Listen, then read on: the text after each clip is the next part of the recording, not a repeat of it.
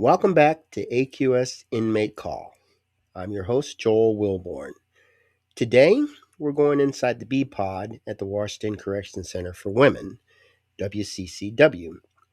We often talk about policy in the abstract, but today we have raw, firsthand accounts from the women who lived through it. Now, I have a recording from one of the inmates, Trinity, and I'll play that. I also have a written testimony from another inmate, Renee, and we'll discuss that. So here is a phone call with Trinity. This is a free call from Trinity, an incarcerated individual at Washington Correction Center for Women. This call is not private. It will be recorded and may be monitored.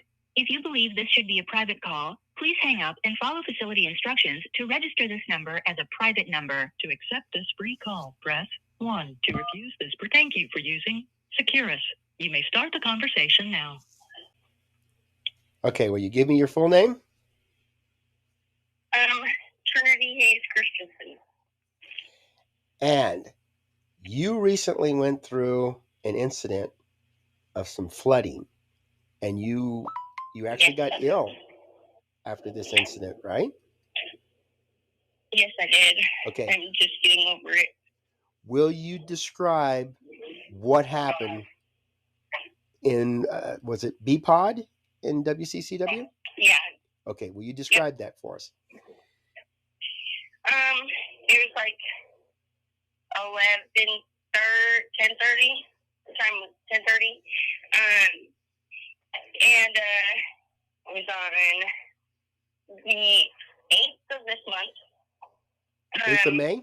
One of the sprinkler heads. Huh? 8th of May, right? Yeah. Okay. 8th of May. Or April, 8th of April. And,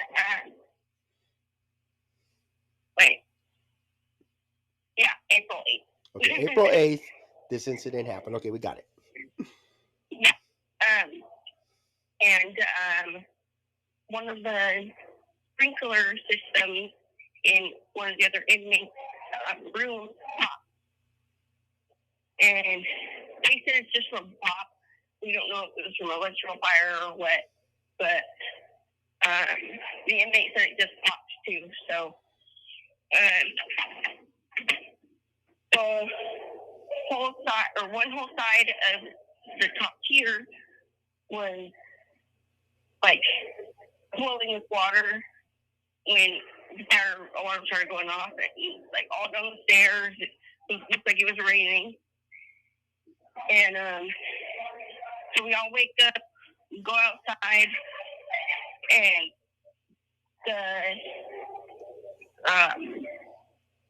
can't remember what she's called, the lady, the lieutenant, that was on duty, she refused to call the fire department. So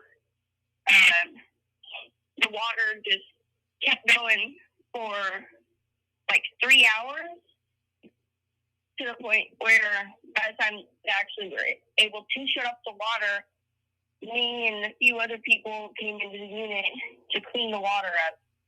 And we were in ankle-deep water with no PPE gear, no, like, mask, no nothing. Most of us were barefoot. And we had these brooms to, like, sweep the water. It took all night. We came in here at, what time was it? It was like 1 o'clock, and we didn't leave until after, or it was like 9 o'clock when we were finally able on our unit again. And the fans were still going, and the water was moving all the way out of our unit. Nobody was, like, able to sanitize. My Kelly ended up having, because she was on maintenance, she ended up having to work all throughout the day to continue to, like, help people with their cells and stuff. And it was just really hectic.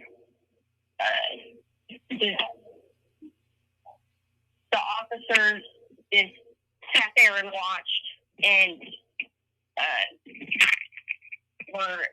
they were just really rude, and it honestly, like, as close to a riot as you possibly could get, at least here. Because they had us all crammed up in the gym, and they had us, like, bring in our mattresses after we finally cleaned out the water. It was most of it, and they made us sleep in the gym, and, like, they weren't even trying to bring us any blankets or anything. And it was just so fucked up. Now, what would you like the prison officials to do for you? Just do their jobs, really, and respect us more. Like, they were saying that they understood why we were getting upset, but they don't care. They may understand, but they don't care. They get to go home at night. You know, we have to stay here. Our home is our cell. Our home is our unit. Everything we own is in our cell, and everything we owned ended up getting ruined because they wouldn't do their job and call the fire department.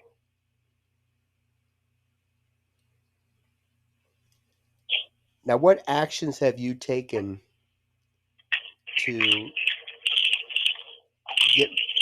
remedy this situation and maybe prevent it from happening again?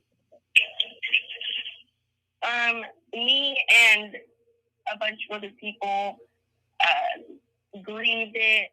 I grieved it twice. I still haven't gotten a response back on either of my grievances. I didn't go to the clinic. I was going to because I was super sick. I had really bad fever. Everybody told me that I looked like death. I still can't breathe. But my Ellie, she was getting sick too from it. She went down to the clinic. They put her in seg, and then she was sent back 2 days later because she didn't come up with anything. Like, all the tests that they took on her all came up negative, so she wasn't sick with COVID or anything like that. And but they refused to test her for any test her blood or urine or anything for any pathogens that would have came out from the water. They refused to test anybody for anything like that.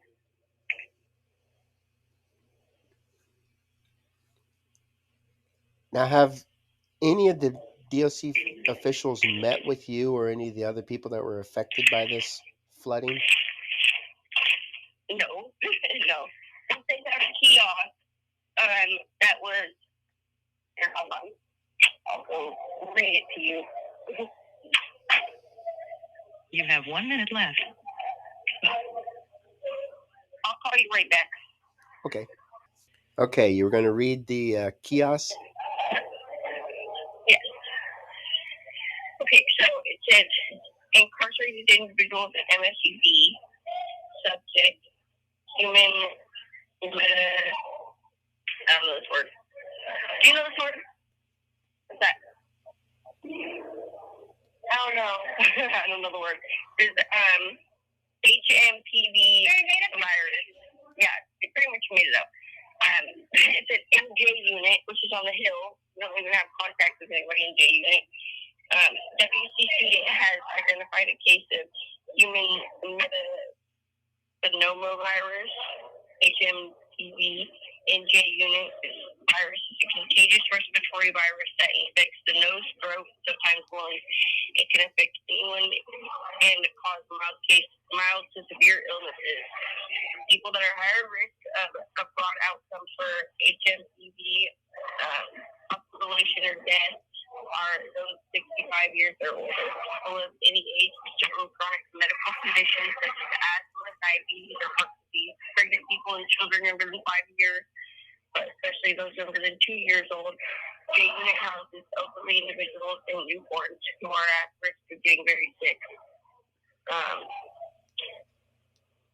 Symptoms of HMPV are like the common cold, which can include fever, chills, body ache, fatigue, cold, runny nose, sore throat, and headache. Complication includes shortness of breath and severe chest discomfort. HMPV is spread by droplets in contact. It is not airborne like COVID-19. We ask for your help to prevent the spread of respiratory illness. Please follow the guidelines below. Cover your nose and mouth with a mask. Masks are very effective at preventing the spread of viruses like influenza. Avoid contact with sick people. Social distancing more than 6 feet reduces the risk of droplet exposure.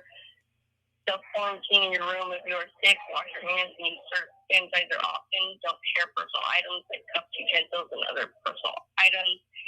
Seek medical attention if you are symptomatic and would like to get tested. If you are at high risk of getting very sick, reach out to medical for testing and treatment.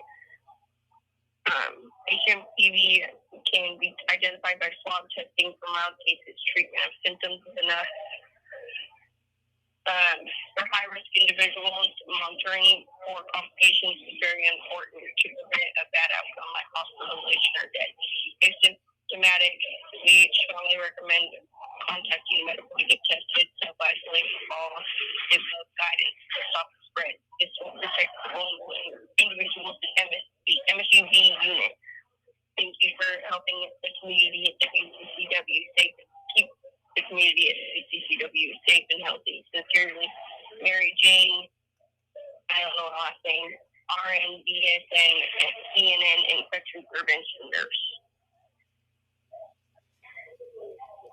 And that's all you've heard from the DOC officials? Yep.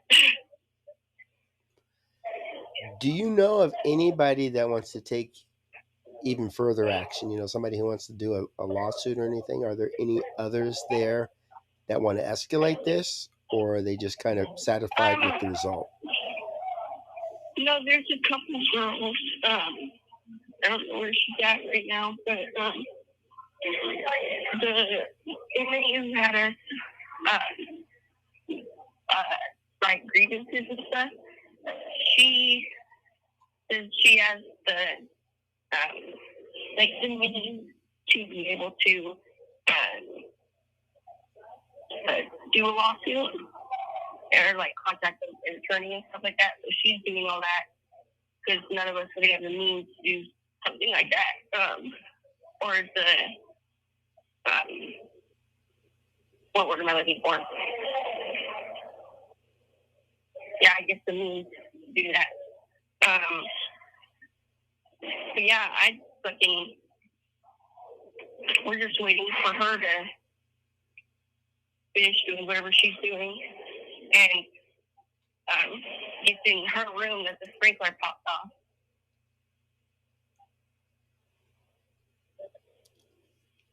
Now, what kind of result do you expect to get when this is completed? Truthfully, I don't expect them to do anything about it. I think that they're just continue to do what they do and not change anything.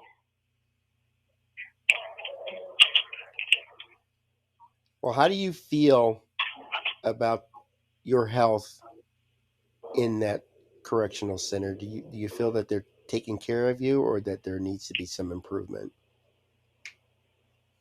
Definitely, there could be some improvement.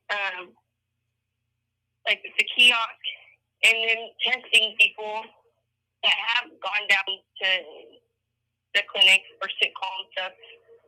They went to SEG for isolation just for the test to come back negative. So how are you going to say that it's a virus when clearly that's not what it is? You know, like.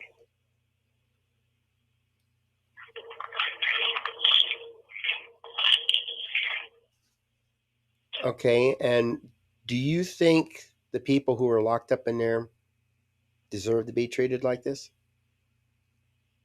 No, nobody deserves to be treated like that. Yeah, we are criminals, and yeah, we've done bad things in our lives, but we're not bad people, you know. And I wouldn't wish treatment like this on anybody. anybody, I feel like at least 9 times out of 10, a person deserves to get treated with some sort of humanity, and respect, and that's just not what they're doing. Now, what would you like the public to know about what goes on inside that correctional center?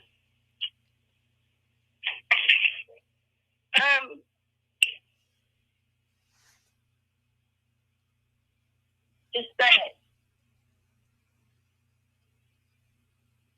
the guards that we have, I feel, don't get the proper training that they should be getting, and they just, I don't know, I feel like most of them take advantage of the fact that they wear a badge just so they can treat us some type of way instead of do their job and come to work with doing what they're supposed to be doing, and that's helping us become functioning members of society. And I feel like you shouldn't come to work at a prison or any facility if you're going to not do that and not treat us the way you would want to be treated just because we're an inmate. Now, like you said, there's a bunch of criminals in there, and there's a lot of women that's done some terrible things. Yeah. Why should the public care about how you're treated in that prison? I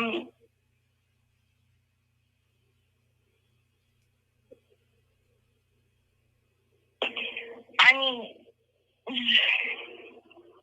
honestly, I don't have a legit answer for you on that one, because I mean, I guess to some people we are bad people and we deserve what we're, like, the treatment we're getting. But I don't know, living with these people, you realize that they actually are good people, and they're somebody's daughter, somebody's mom, somebody's grandma, somebody's sister. And just, I don't know. I feel like I said, everybody deserves some kind of humanity, and a lot of us don't get to go home. So the only humanity or hope we have is with how we are treated and how we treat people. So. Well, all right. I do appreciate you sharing that story with us. I'm sure it will have an impact. Thank you. Sorry, I don't know how to. You're doing fine. No problem. Now, that's Trinity. She's one of several women who reached out to document a night of fire, flooding, and a staggering lack of professional response from the staff at Gig Harbor. It started with an electrical short. Renee, another resident in B Pod, described water rising past one's knees. But the real danger wasn't just the water, it was the delay. Renee reports that the officer in charge refused to call the fire department for 3 hours. And to quote Renee, "We stood outside this whole time in line for count in the cold. Finally, they put us on the gym floor. We weren't given blankets for hours." In the interview, Trinity Hayes Christensen confirms the physical toll. She explains that the water was mixed with fire retardant, a chemical cocktail that left her and many others with serious breathing problems. For those with pre-existing conditions, this wasn't just uncomfortable, it was life-threatening. The day after the flood, the women were reportedly forced to do the cleanup themselves, handling the chemical-soaked debris without professional remediation. When they turned to the official grievance system, the response was a slap in the face. And here's another quote from Renee. The grievance department is a sham. They said the water that came out during the alarm was the finest of Washington water. If anyone in here dies, it's a wrongful death lawsuit. This highlights a massive failure in DOC policy 420.200, emergency management. When an officer refuses to call professional emergency services during an electrical fire, it's a breach of the duty to care. And when Trinity Hayes Christensen reports getting ill from the response, it moves from a maintenance issue to an Eighth Amendment violation. Renee and Trinity are calling for group action. If you have a loved one at WCCW, don't let this be swept under the rug. Health documentation. If you're inside, keep a paper trail. As Trinity documented her illness, you must request health services, KITES, especially for respiratory issues linked to the retardant. Independent oversight. Contact the Office of Corrections Ombuds at 844-395-7488. They have the authority to investigate the lack of blankets and the refusal to call fire services. Advocacy. Share these transcripts. The more people know the name Trinity Hayes Christensen and the story of BPOD, the harder it is for the DOC to claim the grievance system is working. Renee said it best. Keep an ear out or it too will get swept under the rug. We're keeping our ears out. I'm Joel Wilborn, and this is AQS Inmate Call. Stay loud.